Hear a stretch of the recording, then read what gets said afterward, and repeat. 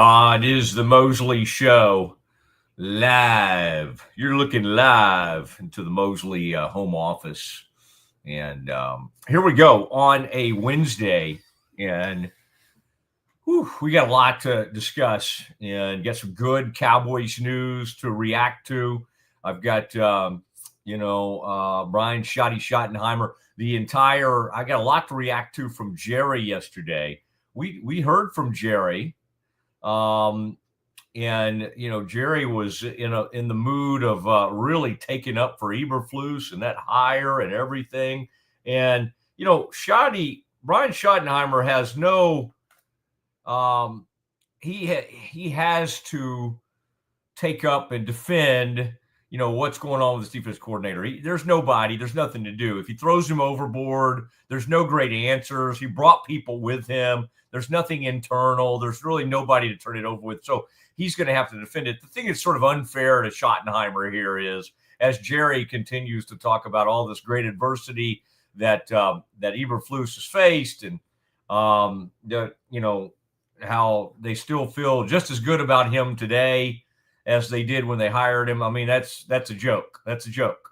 I mean, you can say that and you can throw that out, but that's just trying to defend the move.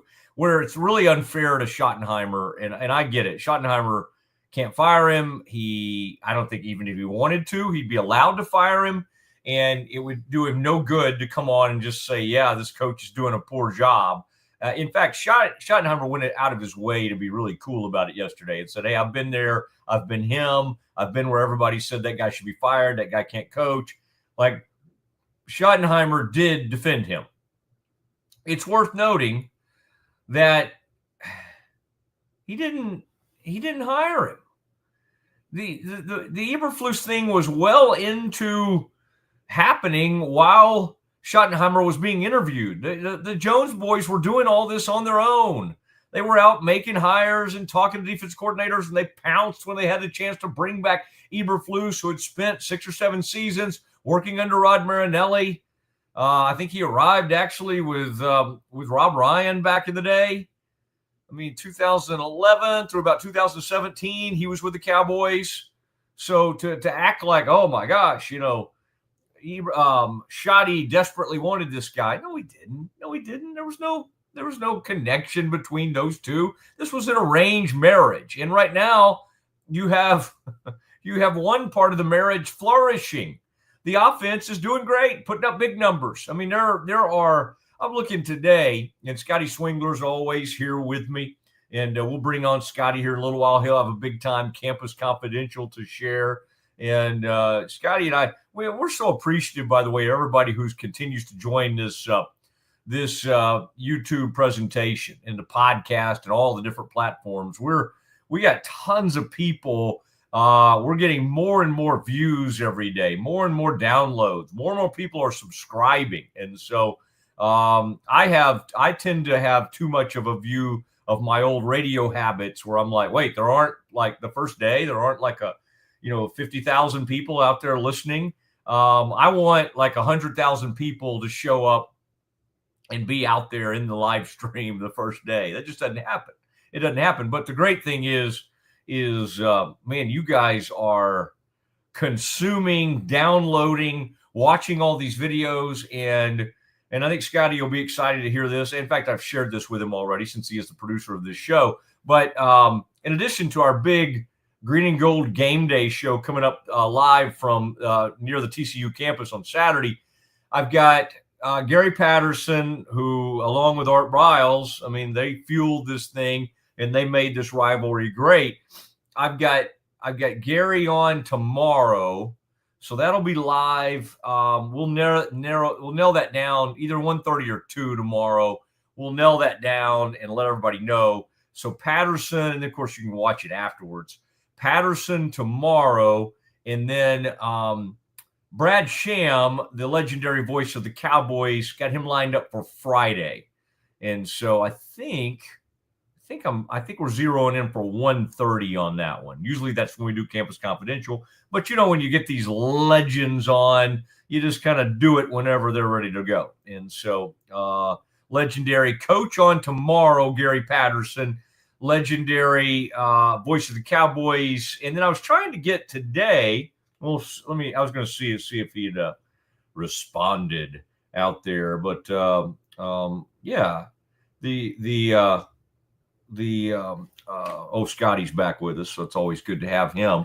Scotty's managing many things during our show because we have all these sponsors and all this stuff to do and all these graphics and all these wonderful things that we do. But Justin Fuente, who's now become the color analyst for the Frogs, was someone that Mac Rhodes was rumored to have been thinking about when the Bears were trying to make a hire. And I'm trying to remember if it was when they hired Aranda or when they hired Rule back circa 2017. But one of those, somewhere in there, Fuente had gone to Virginia Tech. And he had a really good first season at Virginia Tech. In fact, he won, I think, 10 games. And then he gets fired. And, of course, Virginia Tech's already fired their next coach now. But Justin Fuente was Gary Patterson's longtime assistant. He's now doing TCU radio. So I was going to have him jump on with us. But tomorrow it'll be Patterson, and then Friday Brad Sham. And then, of course, today at about 1:35, we'll do some Campus Confidential. And we got a lot to do, including, Scotty, some things I've been looking at as far as the SEC and ACC, how many teams, if the season ended right now, what the college football playoff would look like. And soon we're going to start getting the rankings. And then we'll start seeing Mac Rhodes. Mac Rhodes is, Johnny on the spot. I've had him on for many years, and we always have a fun time. And sometimes we'll record him. Sometimes we'll do him live. But most times I do him live. And I've been having him on the radio forever. Mac Rhodes has not been doing media lately. And so that's kind of interesting. Baylor's chosen not to because he's getting ready to be the face of the CFP. And so he'll have all that on his plate. I kind of thought the bye week would have been a good time to have him on. But whatever reason, Baylor, he's not doing media right now. But he loves the new show. He's been watching. All that stuff's been kind of fun to hear from all the Baylor people who are taking in our new show. But Mac Rhodes just not doing media as we speak. But we'll get him on. We'll get him on soon. And I don't know if it'll be from the Log Cabin Village Saturday, but we'll get Mac on and have a good visit with him because we're going to start hearing from him nationally. When they do that breakdown show at like 7 o'clock or whatever time they do that, 6 or 6:30 on it's usually about 6 o'clock Central, the college football playoff announcement show where they break down those rankings every week. He'll be the one that they interview, and he'll kind of work through and represent, why certain people were picked different places. And that'll be interesting. I found it funny, Scotty, you'll love this. On the Big 12, it said, if the season ended today, the Big 12 would only get one team, and it would be Texas Tech. Texas Tech is undefeated. They got a great schedule. They're doing fine. All right. Then it had the list of schools with work to do in the Big 12. Uh-oh. Oh, okay. Now we've got. Well, this is nice. Yeah. This is the first round buys and all that kind of stuff. But we'll have more. But Scotty, I love this. So in the Big 12, they said that the Tech was the one school in. The teams with work to do, you had BYU, which makes sense. They're undefeated. And Houston. Just like, okay, is it just because Houston only has the one loss to – they kind of got crushed by Tech, but work to do, it had BYU, Houston, and then one more team.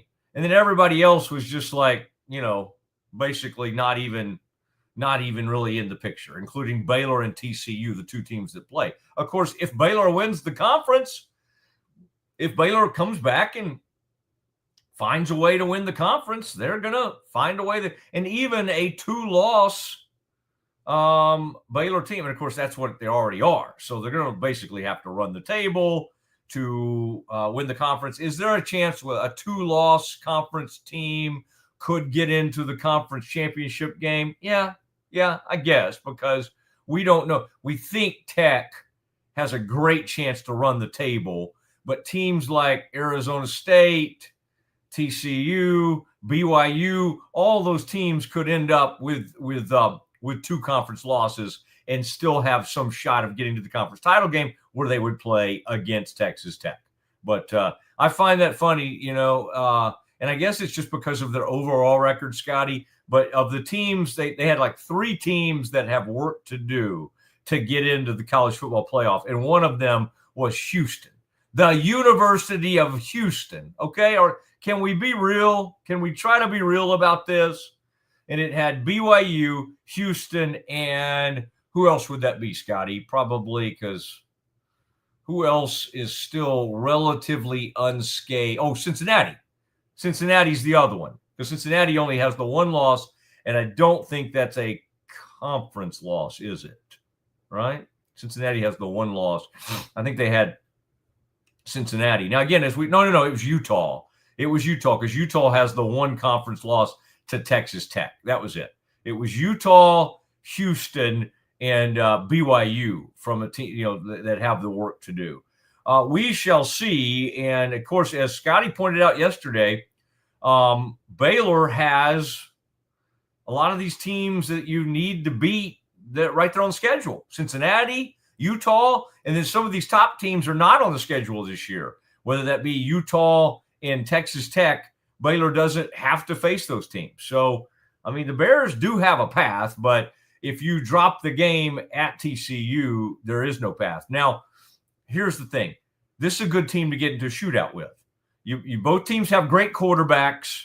Both teams give up a ton of yardage. Both teams give up a ton of points. Both teams don't defend the pass. All right? And at times, Baylor has not been able to defend the run. If you got a quarterback who can run, or if you've got a running game, you got issues. Now, the good news is Hoover's not a great runner.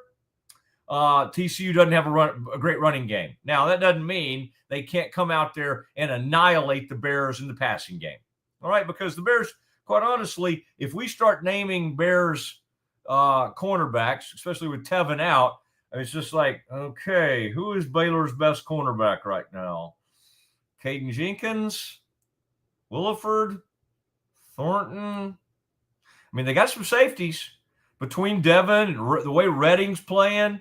And maybe they don't even need Carl Williams that much as he tries to return from injury. And again, I don't know if you ever count on a kid like that, but we shall see. Again, huge TCU Baylor day coming up tomorrow, because we will have Gary Patterson on. And then, Scotty, you'll be happy to know, and I'll find a way, and I'll need to confer with you so I don't screw this up. I need to find the best way to phrase it today to send the most people to our new YouTube show, because I'll be on with Colin Cowherd taping his podcast with him this afternoon. And so I'd like to be able to say in a very succinct way, hey, check out the new YouTube show. It's the Matt Mosley Show. Go blah, blah, go here.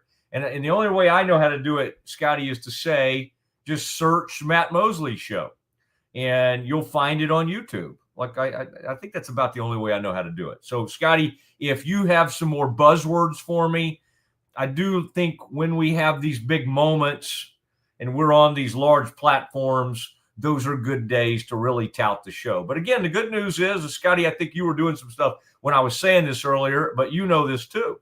We're seeing evidence of tons of downloads, tons of views, and you're liking our videos. And then a shout out to Zach Burke, who is also in our man Brazos Tankersley, because they're doing a lot of the back end work. All right. They're putting out videos everywhere. It takes a village, especially when you're working with me. I heard, like, on the Pete Souza show, I heard somebody mention that he cuts his own videos up. That's scary to think. If Scotty, you tried to say, hey, Matt, I'm going to try to teach you how to do this. that would be a scary day for all involved. In fact, there would probably be like hidden weird footage that would end up places that we don't need it to end up. But we're rolling. We got some good stuff out there, and then the latest Cowboys news. Let me look at the time here because we do need to get to Campus Confidential at some point. And as we get to the 2:00 hour, I tell you what we'll do. I want to dedicate some of that time to listening, checking in with Dave Aranda, and reacting to some of the things he was going to say. I just Schottenheimer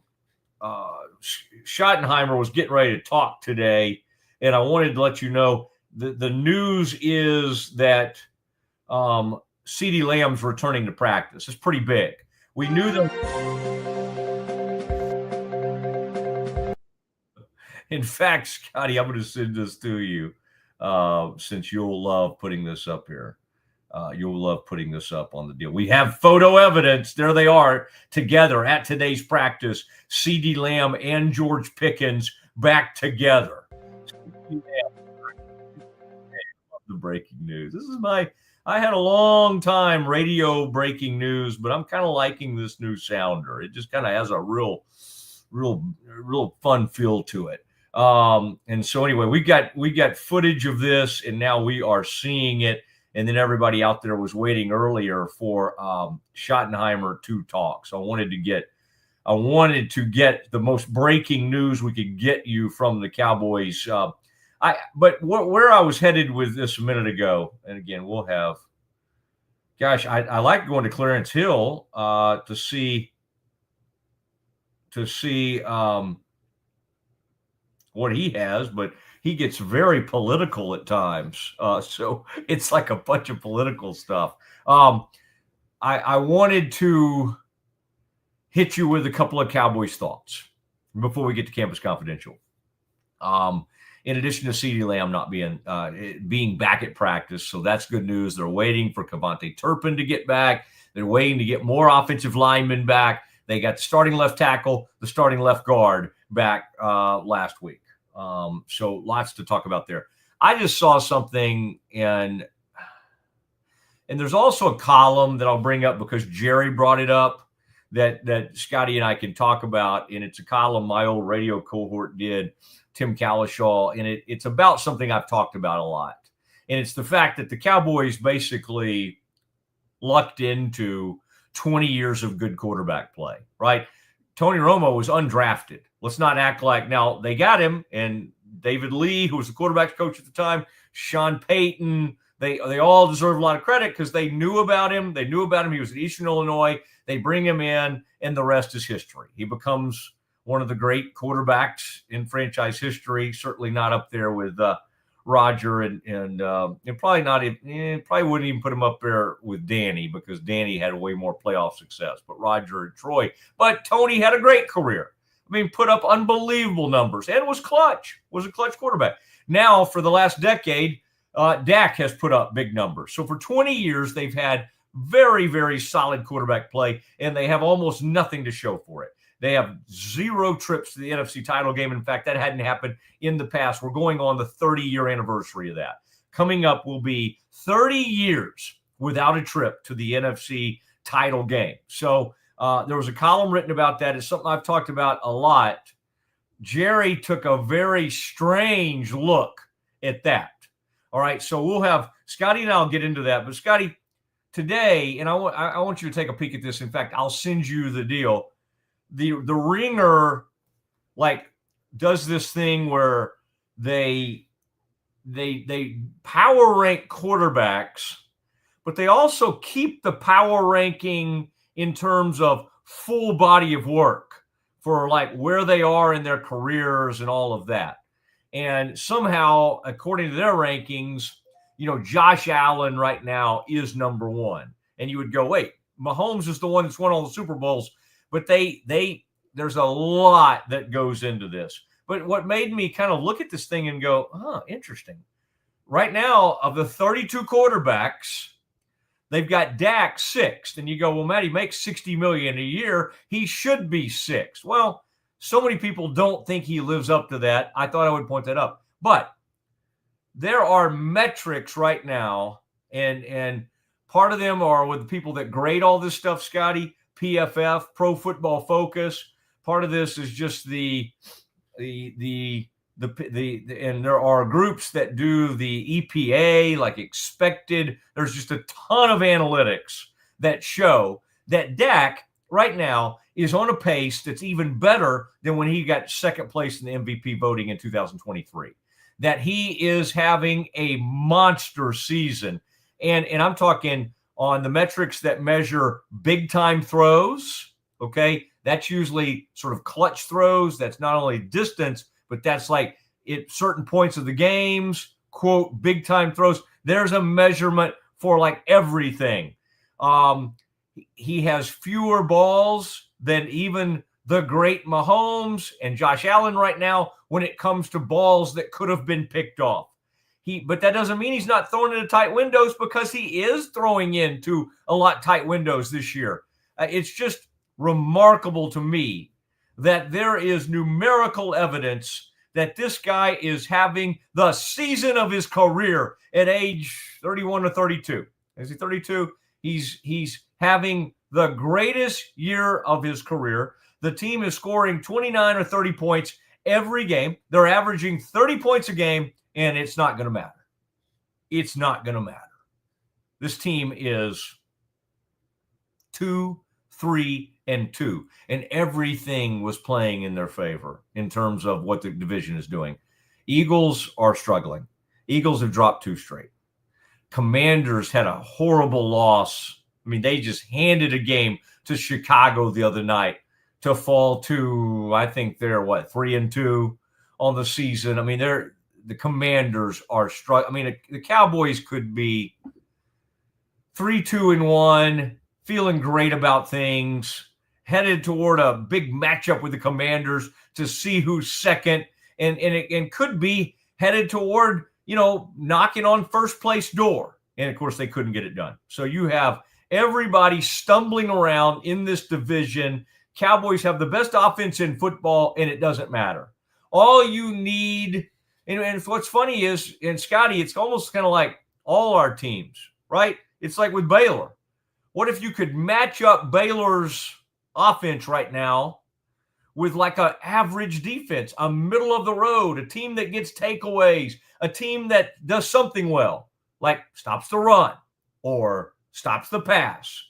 And unfortunately, the Bears and the Cowboys have teams that really do neither.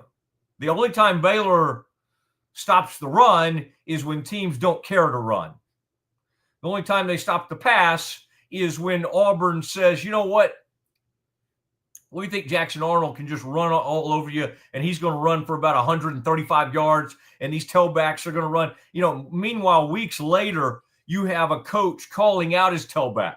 You have the tailback leaving the school. You have players fighting. You have the Auburn coach under fire. But the fans don't even remember that Baylor game. The Auburn fans are so far removed from that, Auburn's going to be looking for a new head coach. It looks like Florida could end up looking for a new head coach. I mean, it's just Penn State already is. So, I don't know. I mean, Scotty, I would say that losing to TCU puts you in peril, puts you at 4-3. But let's not pretend. Let's not pretend that while Baylor fans might be upset about it, might be talking about a change, there's no scenario where a 4-3 Baylor is like, oh my gosh, Dave's on the hot seat. But now, could it turn into that? Yes. But what it would take is a huge slide. It would take losing 3 out of 4 games or something like that. Is that possible? Yeah, kind of is. It kind of is, sadly. But again, the way we're looking at this thing is go get a win. Go get a win. And see what you can if you can make something happen on Saturday at TCU. It's going to be fun. It's going to be fun. We're going to be on campus. We're going to be doing our pregame show, and then I'll be racing over to the field. Scotty's going to race to either the field or a position to take it all in. Faith will be racing to position.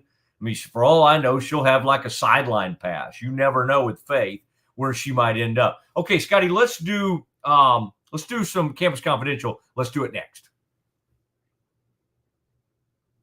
If you want the best for your body, you want Ascension Providence, the largest sports and orthopedics group in Central Texas. Using innovative and cutting-edge technology, we're able to understand your body better than ever, delivering treatment with precision. And with our fellowship-trained and board-certified doctors, you'll receive excellent care.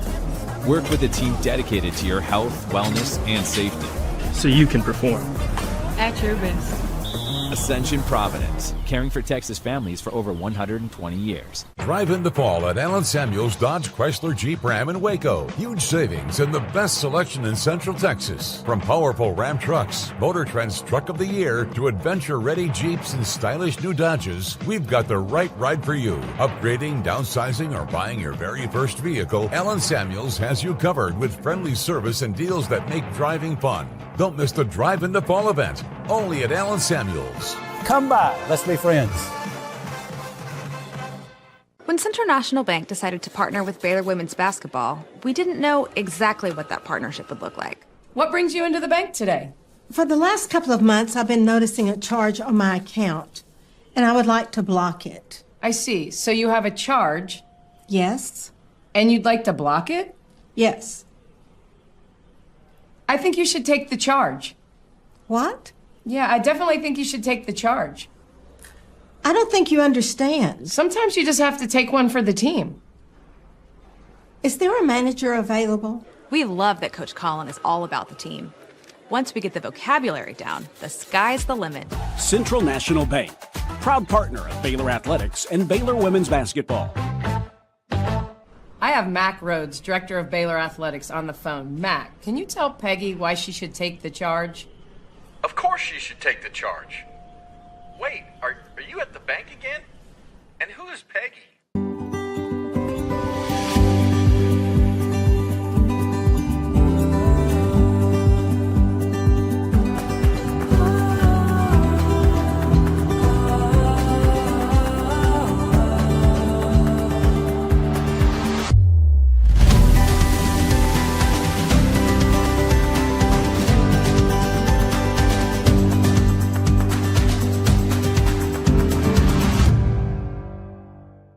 Football is back, and Underdog is the best place to make picks and win money all season long. Playing on Underdog is easy. Just pick whether your favorite players will go higher or lower on stats like touchdowns, receiving yards, interceptions, and more. Get your picks right, and you could win up to 5,000 times your cash. You can play with as little as $1.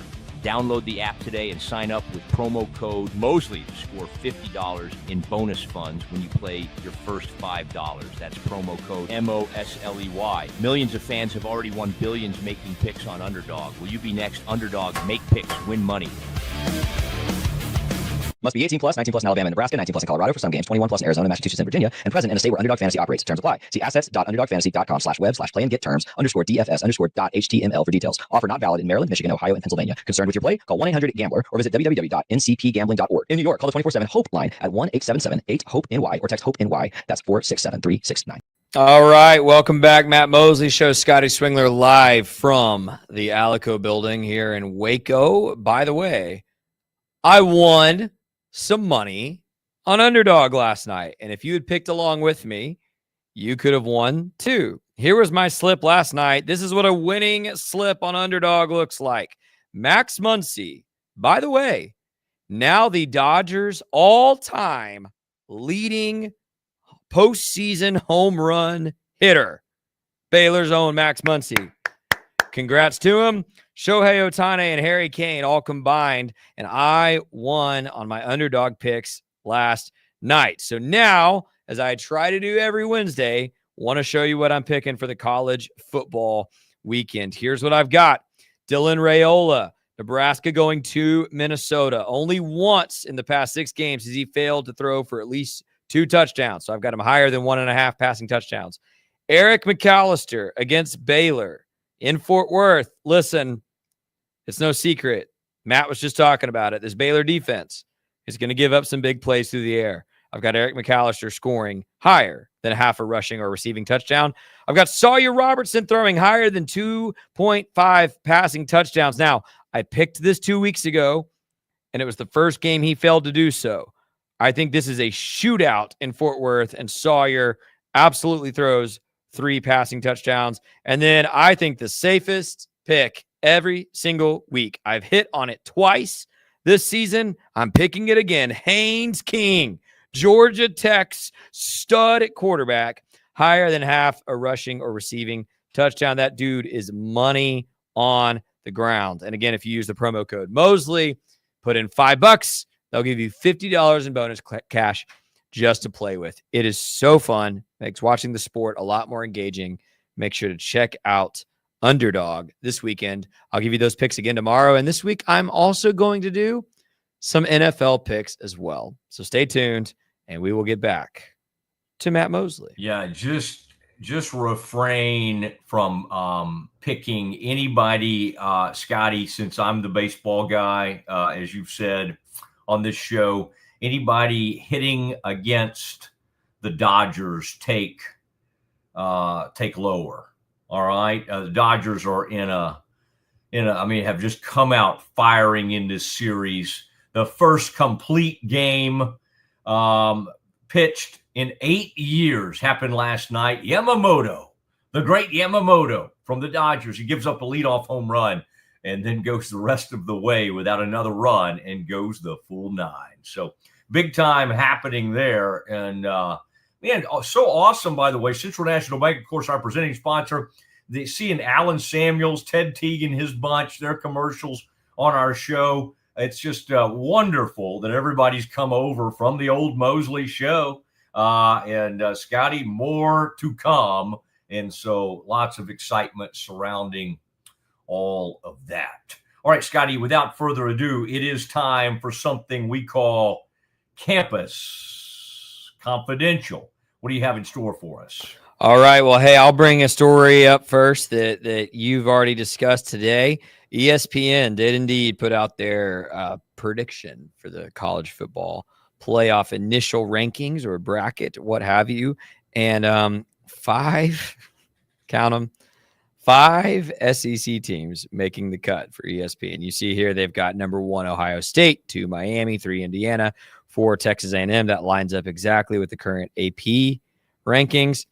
Then I guess I'm somehow in the screenshot missing 2 teams. That is an error on my part. Hold, please. I was not prepared. Okay. That's okay. Just tell us what they are. But yeah, it's the whole thing, and what I was pointing you toward was the point in the story where they broke down the SEC, and it said, there's like teams that have work to do, teams that are currently in, and they literally listed 6 teams.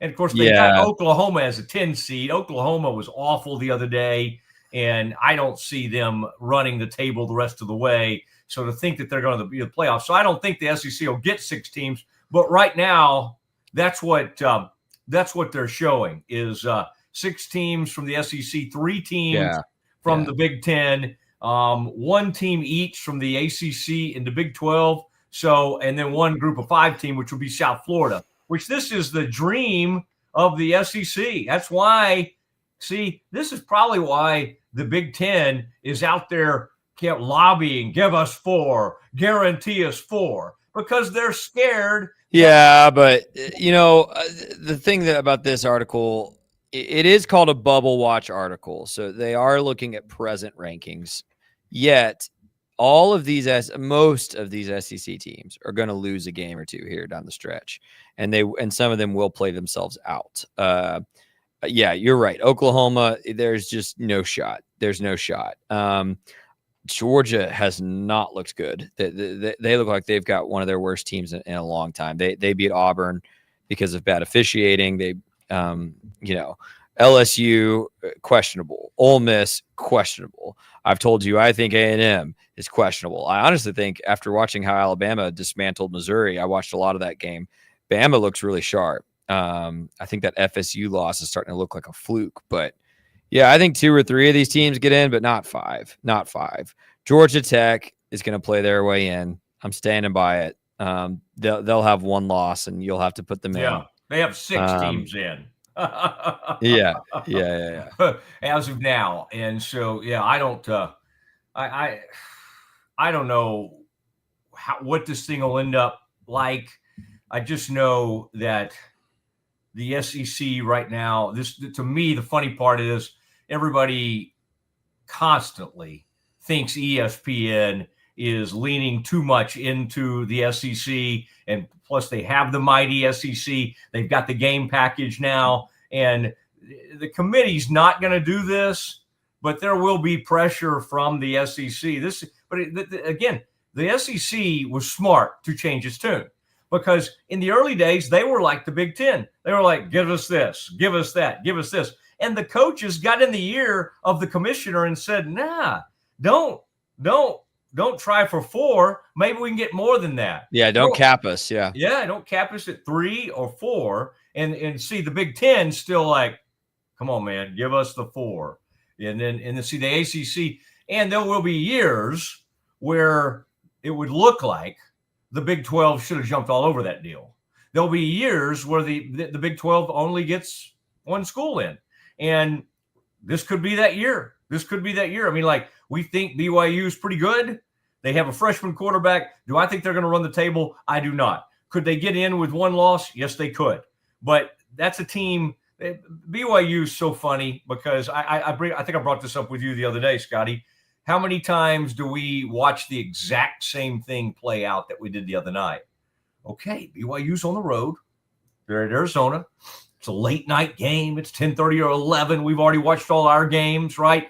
They're down 24-17. How are they going to win this game? Well, they do. They find a way. And in that game, it was in overtime. They won it. And that's not sustainable, though they are good. But if from an eye test standpoint right now, Scotty, let's take the SEC out of this. Let's just talk about the Big 12. And by the way, Scotty, in case you may be getting to it next, but I do want to do that story on the fines that came in for Kansas and Texas Tech. I think that's a major breaking news type story that we need to react to. But from an eye test standpoint right now, there's only one team from the Big 12 that passes the eye test from a playoff standpoint. That's not to say that BYU and others can't. And I think, Scotty, given your Mormon love, actually, that's more Pete. I think you've distanced yourself a little bit from BYU here recently.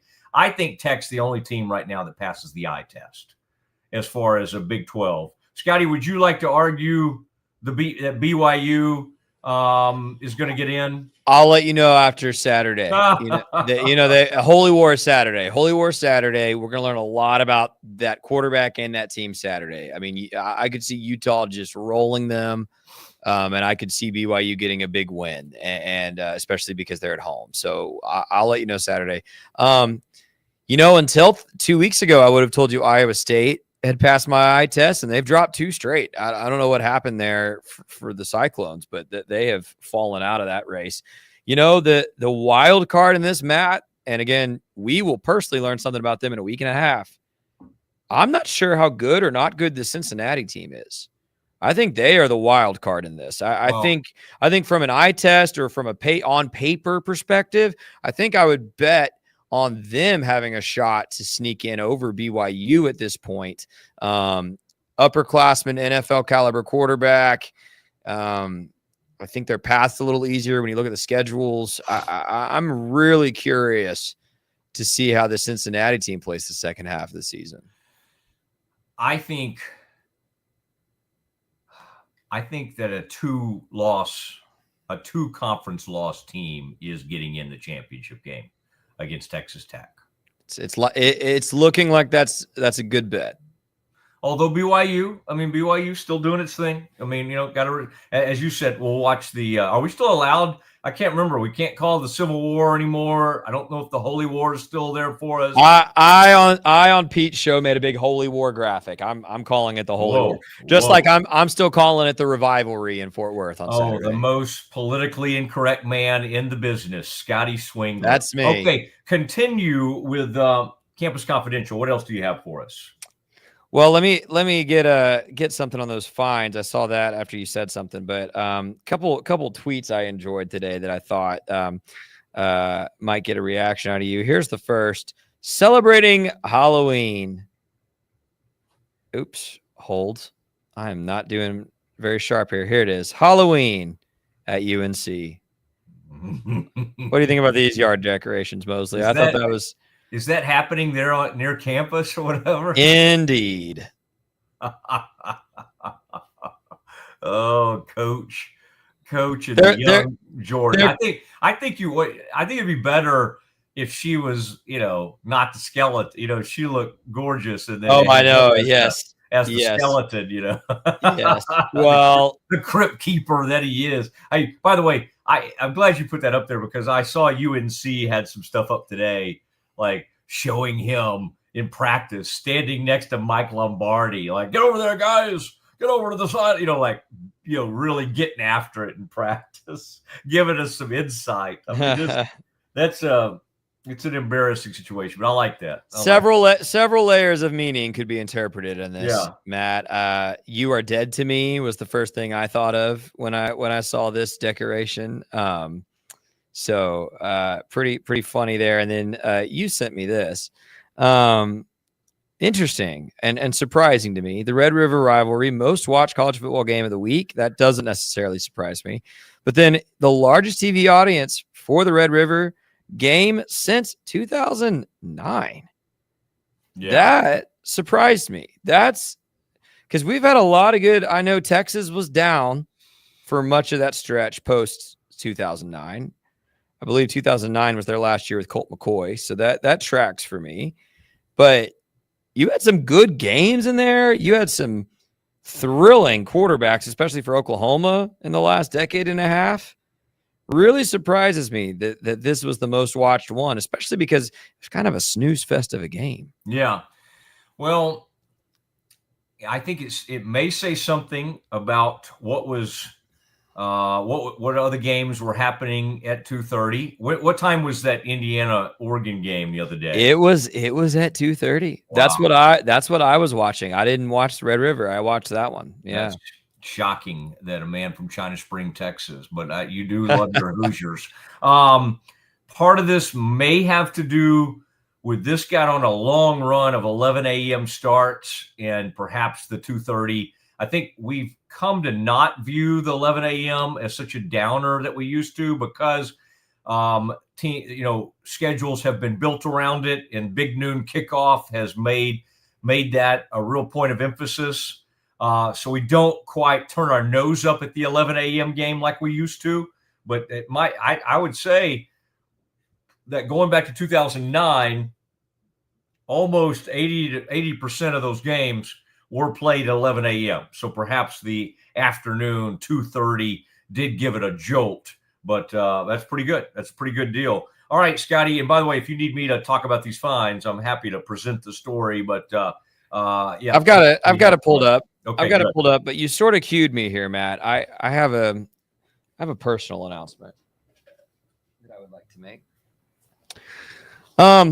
You mentioned about China Spring, Texas, and how I feel about the Indiana Hoosiers, and just want to let you know I've upgraded my wardrobe this week. I would like to announce from a sweatshirt that you've worn almost every day.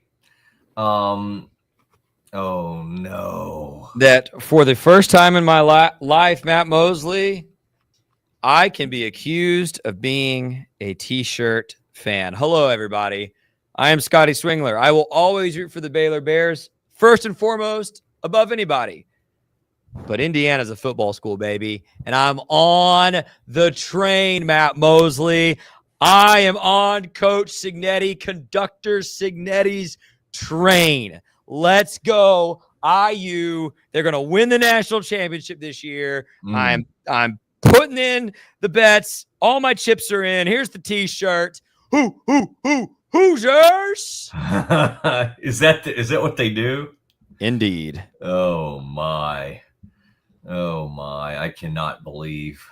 Take another good look here. Fallen so hard. Here it is. for that school, football school. And how embarrassing, by the way, it's great for that school, but the basketball program with such a storied past and such a wonderful history that it's had to take a back seat. So it's great on Signetti, horrible on that basketball program. There were years ago, by the way, when Indiana would have opened, and I would be like, oh my gosh, that's the one school, Scott Drew would think about leaving for. And now it's like, nah, why would you go to Indiana? Why would you go there? And I'm sure people ask Signetti the same thing. Hey, You've wanted all these schools. You want to go to a place where nobody's ever won anything. And again, I don't know how sustainable it is, but he's had back-to-back record-breaking seasons, and he's on his way to another playoff. Back-to-back playoff trips for Indiana, Scotty, would probably be like honestly one of the wildest things in college football history.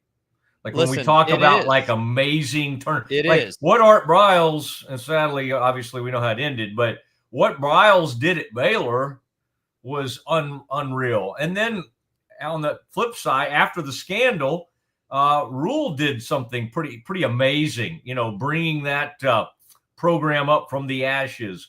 And those were big. So Baylor has seen it, and you saw what Scott Drew did. But in terms of college football history, there's not many better stories than what Signetti is doing right now. And I think the scary thing is, Scotty, you watched it more than I did. I was making my way down to College Station to take in that A&M. And by the way, that's the difference. You give me a hard time, but you will never see me in an Aggie T-shirt. I may follow the team, and my daughter goes there, so I may watch and I may talk about them more than I have in the past. But you will never see me with a maroon. Well, let me be clear. T-shirt let me be clear. This is the first time in my life I've ever bought a T-shirt for any other school, and they have never, ever been a rival or a threat to Baylor in any way. So I feel good. I feel good about it. I guess. And I said on the 1991 bowl game, they had Von Dunbar, the really good. What's his name? They had the running back, and they beat the Bears. Matt, in that bowl game, yeah. I was born in 1992, so you are correct. I don't remember the 1991 bowl game. Golly, I don't. Man, you guys, you millennials, you. Okay, wow, that is interesting. The Indiana shirt is now in play. All right, good to see. And I do like. Who sells that? Indiana football school T-shirt. Did you have to go to like? I looked at it. Place. No, I got this for like $20, and it's really high quality, nice shirt. I looked at a few places, but our friend Kevin Hall, who hosts All Indiana Sports for Rogue Media, he also produces the Zach Owen Show. He's been helping us produce the Green and Gold Game Day Show. Okay. Told me to look at a place called The Shop Indy, and it's a local retailer there in Indianapolis. A lot of their stuff is not officially licensed, which was interesting, but they do, I think, have some official licensing with the university, which is why you got the logo here.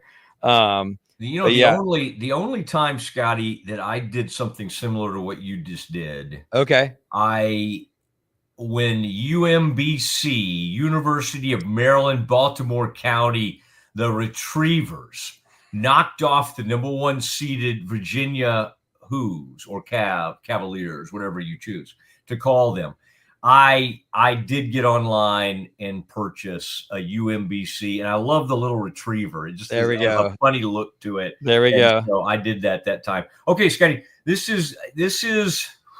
Let's put on our serious news journalist. Turn your cap around forward.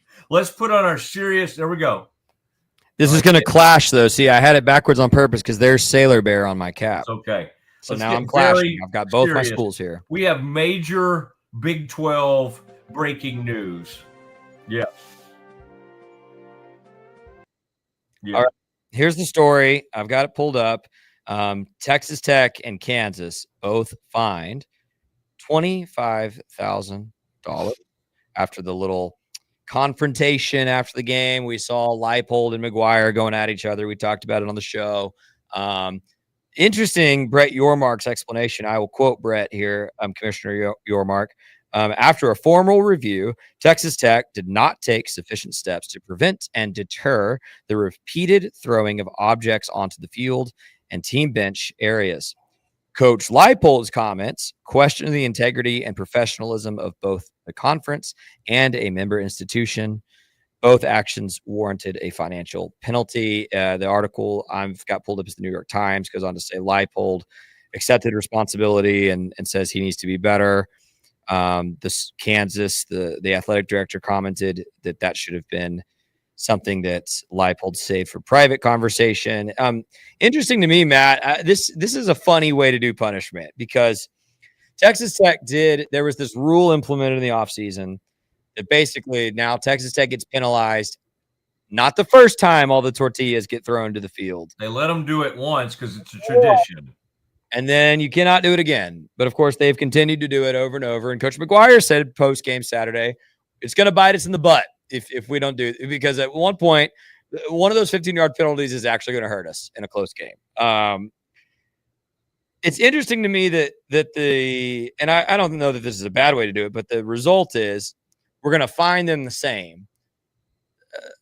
Despite all the students and fans breaking, a conference rule over here, and Lance Leipold griping about it in the post game. It's weird to me that those are the same fine. Like I almost think it should be, not that I'm a commissioner, but like $25,000 for tech, 10,000 for talking about it. It's interesting to me. I'm surprised Leipold's reaction wasn't like, how is me talking about it the same fine as the school breaking the rule? But I mean, $25,000, we know that's a slap on the wrist. There's one thing that's a problem with this whole, what I was reading about the announcement and when the press release came out, that's really an issue from the Big 12.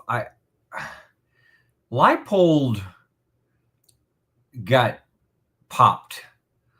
Not really for being mad about it or calling it out so much as he got popped for what the Big 12 seems to be suggesting is some dishonesty.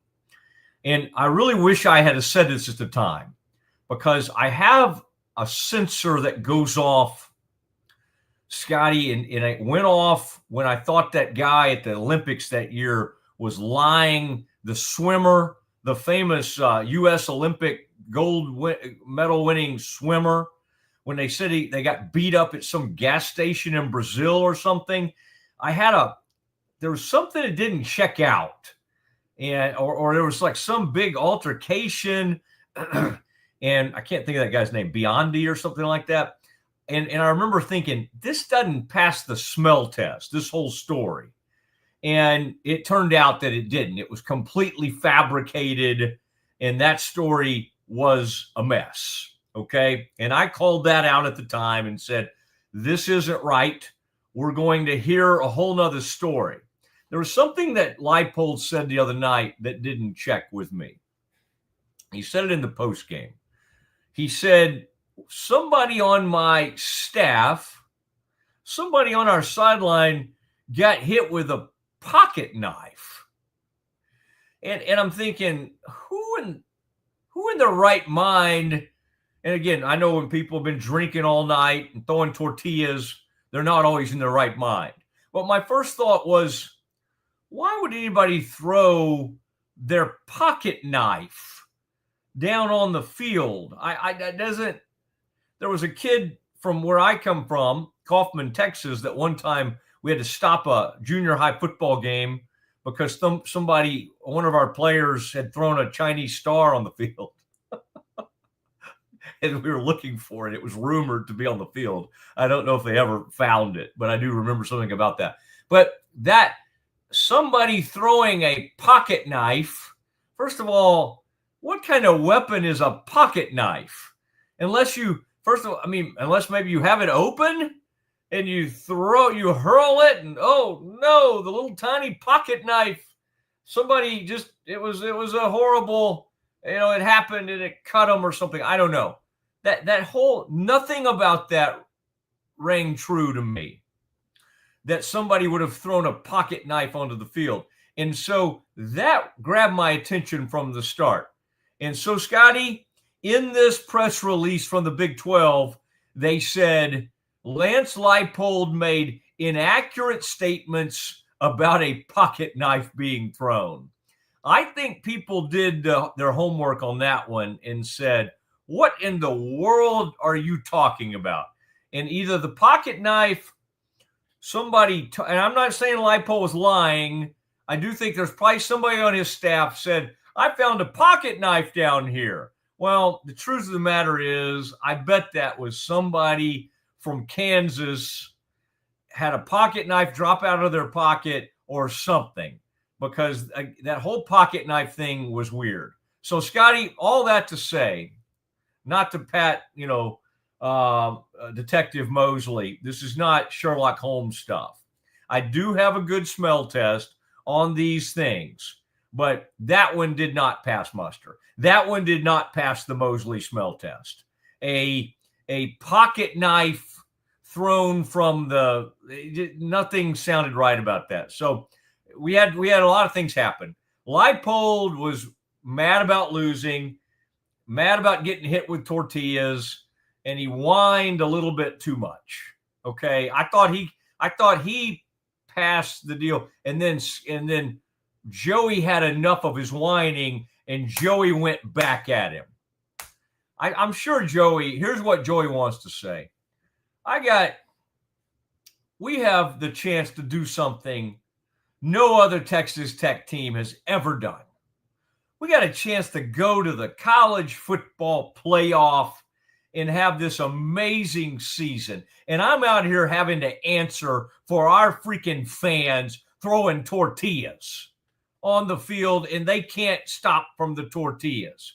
Here's the only way to solve this, because you're not going to get the fans to stop throwing the tortillas. I mean, I guess they could have made more announcements.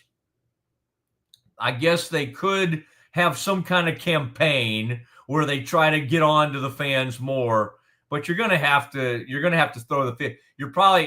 Here's where they erred.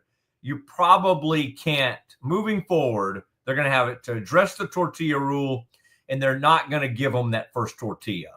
They're going to have to ban the tortillas altogether, and it'll be sad, and people will be mad, but we'll all move on with our lives. That's probably how this thing is going to end.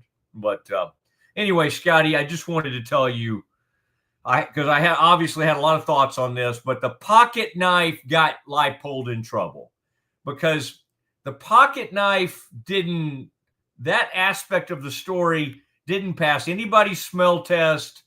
And if you start fabricating what is already a weird tortilla story, then you have problems. And that is what led to the $25,000 tech fine. Okay. There's your Detective Mosley, Scotty. I thought you would appreciate that. A Mosley investigation. That's Pulitzer worthy stuff there, Matt. We should submit this to the powers that be.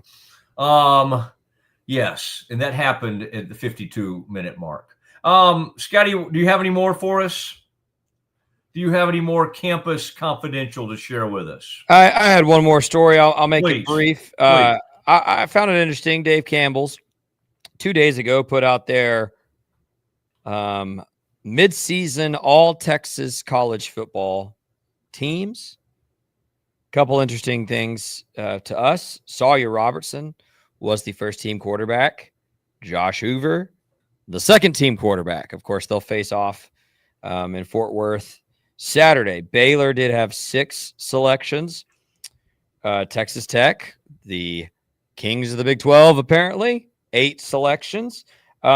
One defensive player for Baylor did make the second-team defense. Matt, that would be Keaton. You got it. Keaton Thomas. 5 Baylor offensive players honored, 3 on the first team. That being Sawyer, Michael Trigg, and Omar Agbedion. And then on the second team, Bryson Washington and Josh Cameron making an appearance as well. Yeah, not to go full Aggie on you, but I thought, how do you not put Concepcion and Craver both as the starting wide receivers? They're the number one duo in the country. Yep. Craver made the first team and Concepcion made the second team. Yeah, I didn't understand that. Everything else, it's hard to make an argument for another Baylor player other than if I was going to put anybody ahead of Keaton, I might make an argument for Redding. The way he's playing, 2 enormous plays this season. He's doing some really good things. But I would say game to game, yeah, Keaton's a better player overall. I mean, like, Scotty, think about what, like, Grayson and boy, we're excited. We loved having Grayson on, Grayson Grunhafer. That video did a ton for us, a ton of downloads. We appreciate that. But think about what Grayson said. I said, who's your best pass rusher? Who's Baylor's best pass rusher? And he kind of, thinking about Jackie, we're thinking about I think he settled on Fobbs White. Matthew Fobbs White. Scotty, did you even remember? I mean, like, you remember against SMU, he had one big play, right? I think he's been banged up. When's the last time you heard from Fobbs White? I mean, I don't. That's Baylor's best pass rusher? Like, you and I cover every aspect of this team, every moment of this season. Oh, my goodness. Okay, Scotty, I did want to say, and we'll do some Cowboys here in a second, Alan Samuels Dodge, and that was great. I love that Campus Confidential. Alan Samuels Dodge Chrysler Jeep Ram, get 0% financing, APR for 72 months on all 2025 Ram 1500 trucks in stock and ready to roll. That's right, 0% financing, a full 6 years.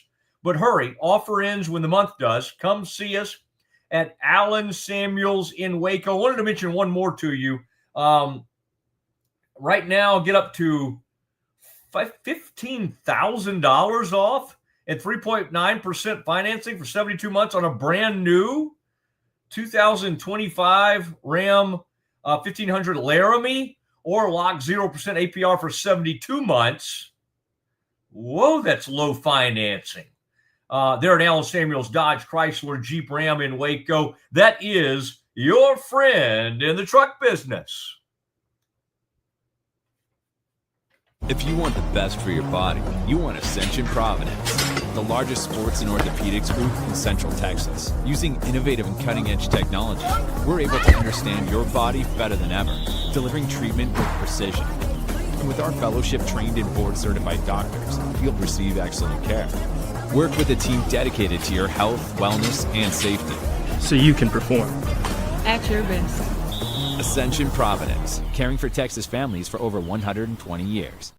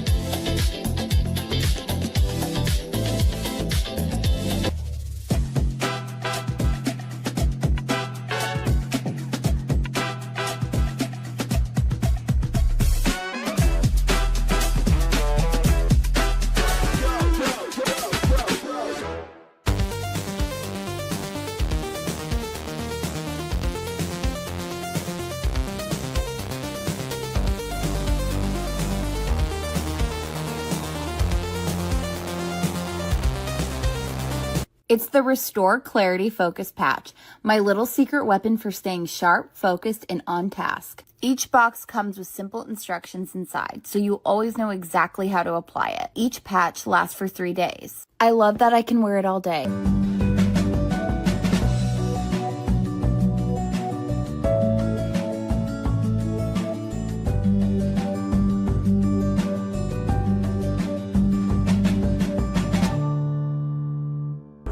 But boy, looked effortless. Man, watch this. Layups, floaters, threes. He was like an unsolvable equation. I was born like this. His resilience, his strength, his belief, adversity never stood a chance. Know your power. When Central National Bank decided to partner with Baylor women's basketball, we were hoping Coach Collin would bring that championship mindset to do whatever she has to do to take our workplace culture to the next level. Well, these donuts are pretty good. Guys, how we doing? We're good, Coach. Craig! What are you doing? What do you mean? You have to dunk it.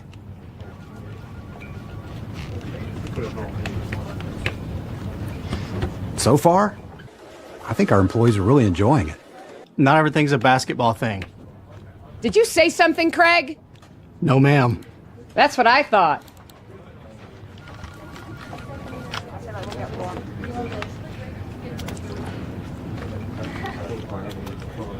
Dude, I think she likes you.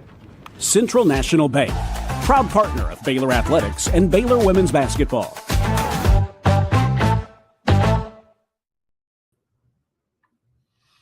It is the Mosley Show, and man, so much going on today. And Scotty will be on the Mosley Show. Will be on with Colin Cowherd taping later today. So we'll take the Mosley Show worldwide, and we'll get some mentions there. I wanted to see, Scotty, we've had some fun breaking news today, and in fact, we've had pictures of CeeDee Lamb returning to practice for the Cowboys.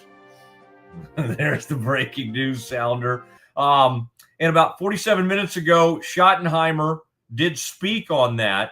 And he said about CD in practice, he said, if he's breathing, I feel pretty good. Honestly, CD knows how to play football. If he runs around and catches a pass or two, I'm good.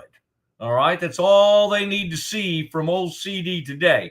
And we do have visual evidence of him now out there at practice. So I think that is that's a great thing for the Cowboys. And it's I mean, you know, we have across the NFL right now all sorts of like trade rumors.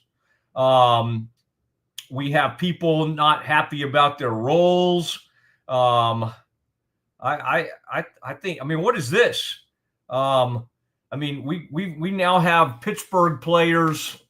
Scotty, I mean, are we happy? Are the Baylor players happy with the field over at McLean? They don't win a lot of home games, but I don't usually hear them complaining about the field too much. We have the Pittsburgh Steelers in just a complete uproar on the field with Pittsburgh, and it's the Acrisure Stadium field.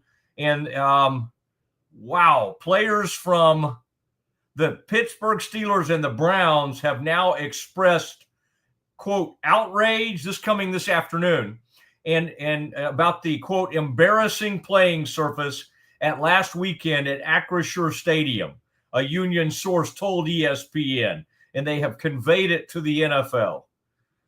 Scotty, I don't know. I mean, you're a man that, you know, you're mainly right now interested in Indiana Hoosier football, but I'm sure you put one eye over there. Some players said the field, which was already scheduled to be resodded after the game, was dry.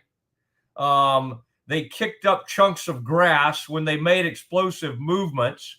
I mean, this doesn't happen on this field turf because they have like the tire stuff that's out there. League spokesman Brian McCarthy said Wednesday that the NFL, quote, has been in touch with both the union and the club, which has taken steps to replace the grass surface. Wow. Steelers coach came out and said, I thought it was poor yesterday. I'm not concerned going forward. It's my understanding that the turf is going to be swapped out, but I certainly acknowledge it was a concern yesterday. I mean, Scotty, look at the picture of the Steelers kicker, Chris Boswell, trying to kick a field goal on that field at Acrisure Field. I mean, the field just mud and muck everywhere. Wow. And some other players saying, I like grass, but that wasn't grass for playing. And so they're seeing what they can do about those, about the field there. Wow. That is really something. And I would say that we were on the right story, Scotty, because as we speak, the Tech and Kansas fines have gone to one of the top stories on ESPN.com. It is the college football story that's taken hold this afternoon, is the teams being fined over the tortillas. We love live animals, we love live mascots, and we love talk about the throwing of tortillas. And both schools now fined. And again, I find it very interesting that, oh, good, we've got footage of it right here. Here's that Red Raider Nation, and this is some. Oh, listen to him. Coach, I can't do anything about it. You want me to do something about it? I just heard. I know. And I said I got it. Coach, you and. Ooh, I like that. I like that, Scotty, because that was when Joey's buttons got pushed. Joey was in post game. We won the game. I'm being gracious mode. I got it, he says. And then boom, Lance Leipold pushed him to the point. And what Leipold was saying, and you could hear just a little bit of it, but some of what he was saying was, that's BS. He wasn't saying BS, by the way. That was BS what happened. Now, some of that is fine. Some of that should be allowed. A couple of old college coaches should be allowed to bark at each other a little bit after games. Gundy used to do it some. Lincoln Riley was being a baby after an Oklahoma Baylor game a few years ago. They lined up and kicked one. They were up 28-16. They lined up and kicked one on us. That's not how we do things. That's not. Meanwhile, later in the year, he was sneaking out in the dark of night to get to USC. He was sneaking out of town, to go do that, go be a part of the whole USC scene. But he did not like Baylor's, in his terms. That was kind of a low character. That was a low class move by Baylor. But you know what? It's okay for coaches to mouth off a little bit after games. I have no problem with that. What Tech probably needs to do is figure out a way to get its tortilla problem under control. Like when they say, Scotty, that they didn't do enough the other night. What can you do? I mean, could Tech have made more announcements from the PA? Could at some point, I mean, in basketball, when stuff gets thrown out, a coach will go over there and grab the mic and he'll say something. We've seen that happen over and over in college basketball. You can't really do that as a college football coach. I mean, I don't think you can grab a mic down there from the team and get after your fans. I don't know exactly what they wanted Joey to do. It's a night game. People have been drinking all day, and they've brought all their tortillas to the field, and they're going to do it. And they had already been given, how many, Scotty, 15-yard penalties?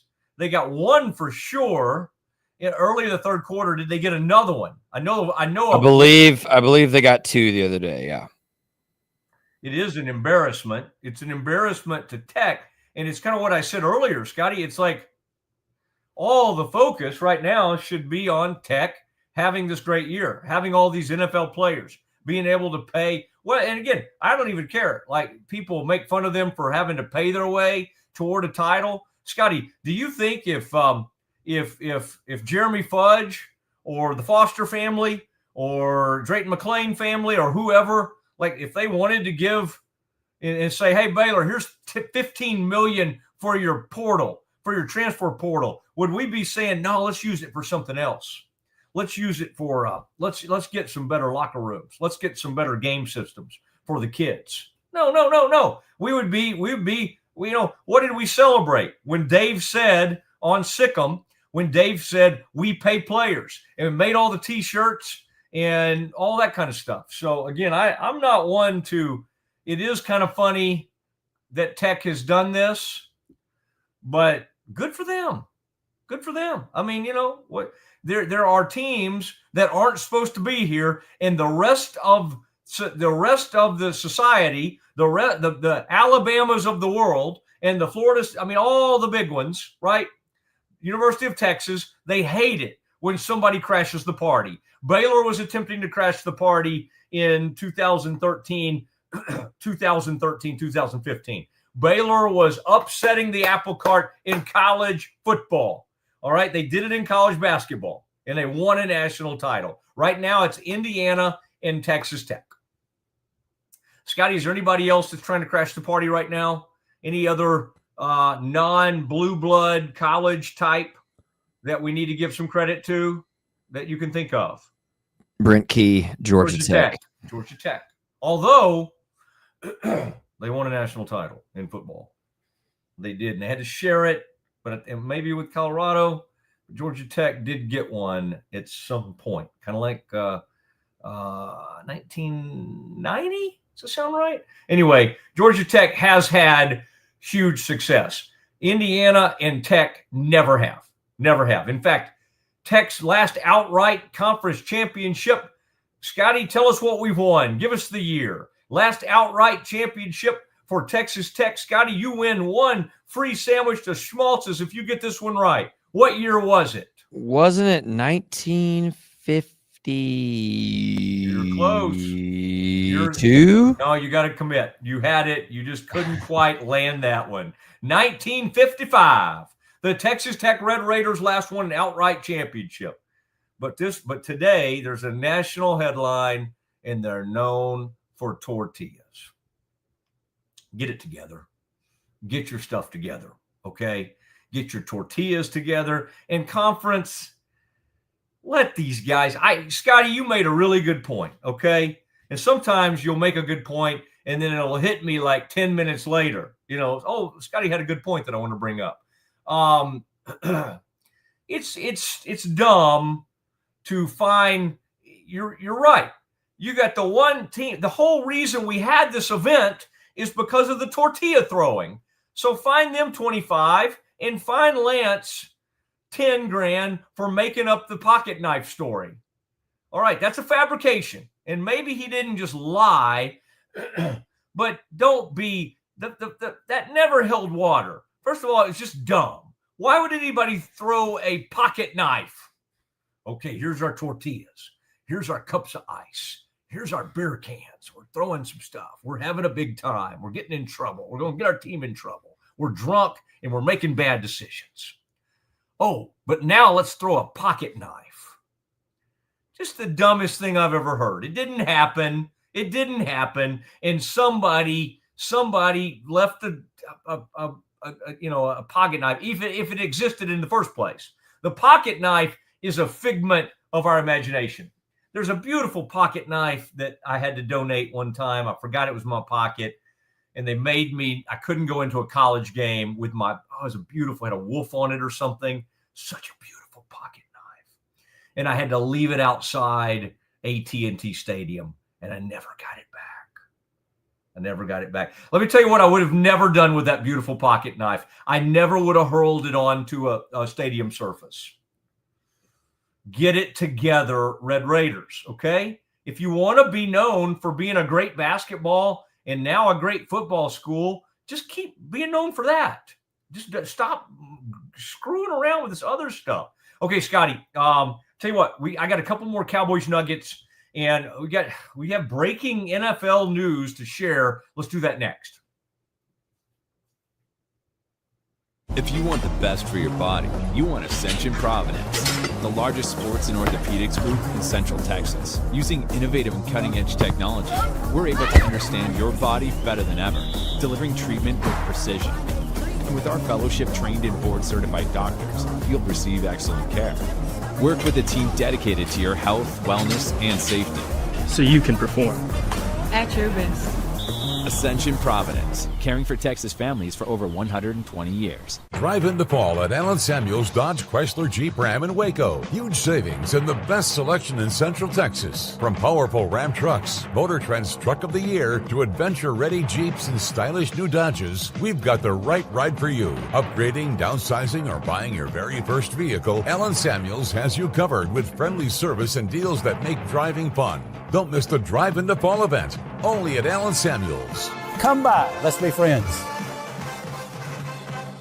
When Central National Bank decided to partner with Baylor women's basketball, we didn't know exactly what that partnership would look like. What brings you into the bank today? For the last couple of months, I've been noticing a charge on my account, and I would like to block it. I see. So you have a charge. Yes? And you'd like to block it? Yes. I think you should take the charge. What? Yeah, I definitely think you should take the charge. I don't think you understand. Sometimes you just have to take one for the team. Is there a manager available? We love that Coach Colin is all about the team. Once we get the vocabulary down, the sky's the limit. Central National Bank, proud partner of Baylor Athletics and Baylor Women's Basketball. I have Mac Rhodes, Director of Baylor Athletics, on the phone. Mac, can you tell Peggy why she should take the charge? Of course she should take the charge. Wait, are you at the bank again? And who is Peggy?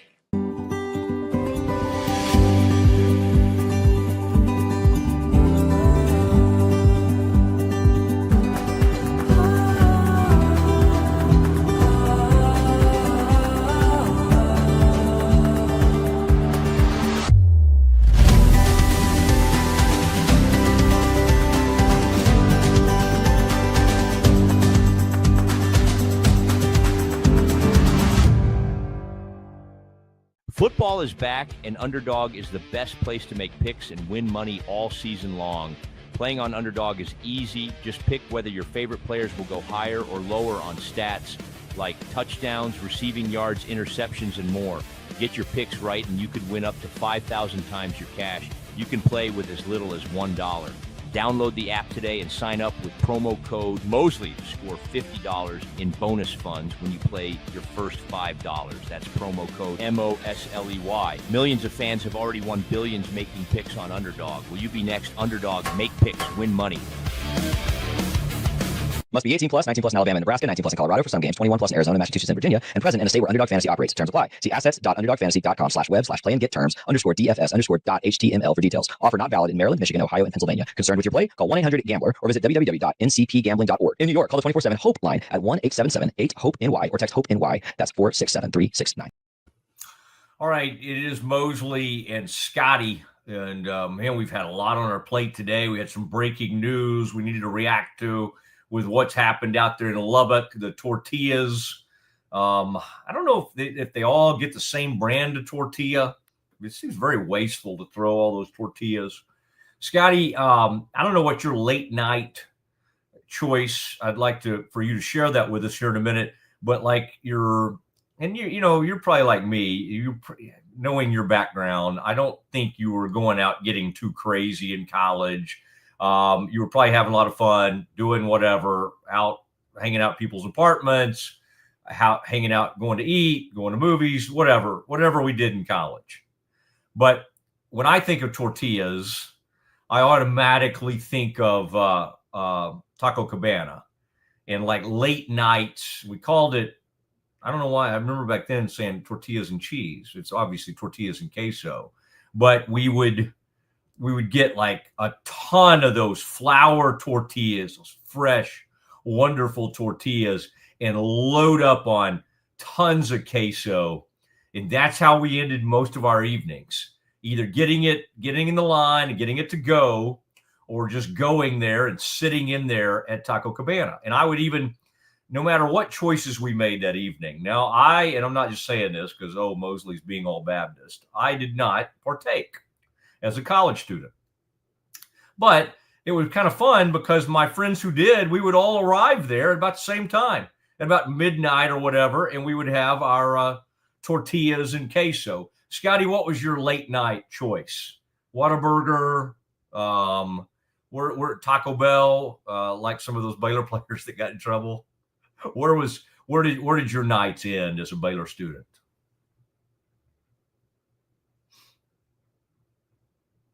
Okay, Scotty must have. Sorry, I checked out for 2 seconds right when you threw to me. I heard you talking about tortillas and queso. What did I miss after that? Yeah, it's okay. I was talking about. It got me thinking about tortillas and my late night habits at Baylor, and so I was asking where you guys would end up at the end of evenings. Yes, you were Taco Cabana. By the way, tortillas and queso. That Taco Cabana not too long ago closed, which is disappointing. Sad. Very disappointing. Sad. Many a night was spent. You did. I texted you as you were talking. You did nail my college experience. A lot of apartments, a lot of NCAA 13 and 14, a lot honestly, a lot of Taco Bell in the apartments. But the real winner, Matt, when I was a student at Baylor, Taco Z, which I believe the full name is Taco Zacatecas. It's on LaSalle towards the Circle. Anybody that's been at Baylor in the last 15, 20 years knows exactly how to get those tacos. When I was a student, they're street tacos, right? And they were $1 each. Yeah. No matter your meat, you're a pastor, your barbacoa, your asada, your chicken. Yeah. Lengua, if you want to get real authentic, $1 each. And then even I think my senior years when they upped them to $1.25 each. And it was still a steal, because what we would do, Matt, if we were having a late night, we'd go drive through Taco Z and just get a paper bag, get 25 of those suckers for $25. Take it back to someone's apartment. Boom. Everybody's happy. Yeah. Everybody's happy. They also had the best elotes in town at the time. So a lot of times it was get a bag of tacos, couple styrofoam cups of elotes. Yeah. You're set. You're set for the evening. I thought elote was like corn or something. It is. So it's but if you get elote at a taco truck, it's corn in a cup. They'll put the corn in a cup. I got it. And then you mix in the cilantro and the Parmesan cheese and sometimes mayo or chili powder or whatever else. And that's good stuff too. That's good stuff too. Now, Matt, the place to go in Waco is you either got to go by Ranchito if you want some tacos, the breakfast tacos especially, or you got to go to, I'm forgetting the other place I really like. I'll think of it. There used to be a place called Oso Burrito, and it was over there near campus, right off campus. And it was a massive burrito before they had all the Chipotles of the world and the, whatever the one that everybody used to go crazy about at A&M, and it moved everywhere. But the Oso Burrito was great. Las Trancas. Oh, okay. That's where you go now if you're in Waco and you want good street tacos. You go get Las Trancas. Probably a good time for me as well to mention Sergio's, longtime restaurant and truck here in Waco. That's they'd often park right across the street here downtown. They closed a couple weeks ago. No, man, bummer. Yeah. All right. Well, we wish them well in whatever their next endeavor. Right? There's a taco truck in Salado that I really like. Okay, Puka Nakua. Want to give you a couple of things that were happening this afternoon, just breaking as we were getting ready to leave it with you. Puka Nakua, the great Rams receiver, will not practice today. Getting that word, but coming back to a team that's starting to get it together. Chiefs receiver Rashee Rice is officially back from his suspension this week, and he's practicing today as they get set to play Kansas City. And so that'll be, it's good and bad because Baylor's actually had a former receiver that's been Tyquan Thornton that's been playing brilliantly for them. So he might take a little time away from him, but hopefully both of them will do fine. And so he is returning to the fold. Mahomes said today he's going to want to be out there every single play. I think that's a mentality he has. I think it's going to be our job as teammates and coaches to kind of build him back the right way. But it's going to be hard to keep him off the field for sure. So Rashee Rice returns in the NFL. And I had the news earlier. CeeDee Lamb has returned to practice for the Cowboys. And so we have all kinds of injury news that's happening. One more NFL nugget I find interesting that Travis Hunter is trying not to get too down about the fact that he's seeing more time on one side of the ball than the other. He has 20 catches for 197 yards and no touchdowns through 6 games. All right, considering he was supposed to be, one of the greatest two-way player ever, it's not really coming to fruition from the offensive standpoint. And he said, it's very important for me to be patient. I've just got to let the game come to me. The coaches are trying to dial up some things for me. I just got to continue to just work and just have the guys trust me because I'm doing my job every time. I've just got to continue to do my job. All right, there we go. All kinds of news happening across the NFL. Strong day. I gotta take care of some things. I got some things on my plate that, and Scotty's got some things, and we got big time things to remind you of.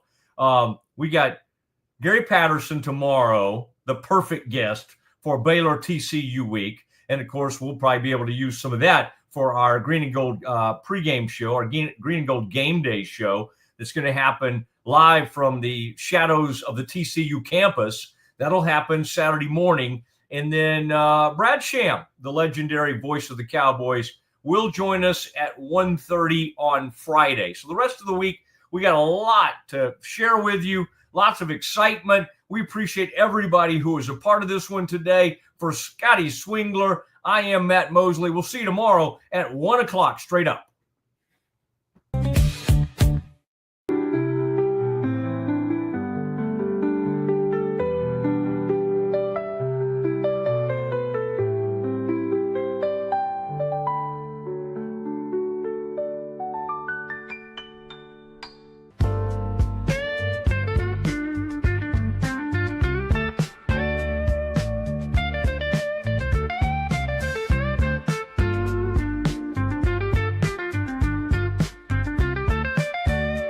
Introducing Muck-Off's classic pink bike cleaner, powered by revolutionary nanotechnology that breaks down dirt and grime on a microscopic level while protecting your bike's delicate finish. us.muc-off.com. At Open Goal USA, we're revolutionizing training for both soccer and lacrosse with our innovative portable rebounders. Perfect for players of all ages and skill levels. Visit opengoaalusa.com and elevate your training today. Looking for tickets to the hottest shows, games, and events? Ticket Liquidator is your one-stop shop for great prices, no hassles, and guaranteed tickets. Whether it's sports, theater, or concert, for the best seats at the biggest events, start with Ticket Liquidator today at ticketliquidator.com. Ticket Liquidator.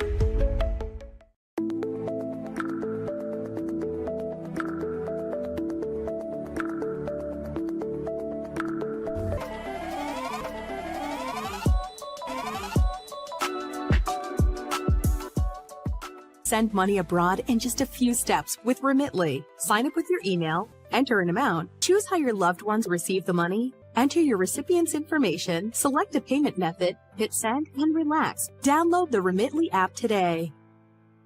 Hi, I'm Mitch, the co-founder of Cake, a sexual health and wellness company designed for today and designed for you. Yes, you. The entire product line can be found at hellocake.com, and it's also available in every Walmart near you.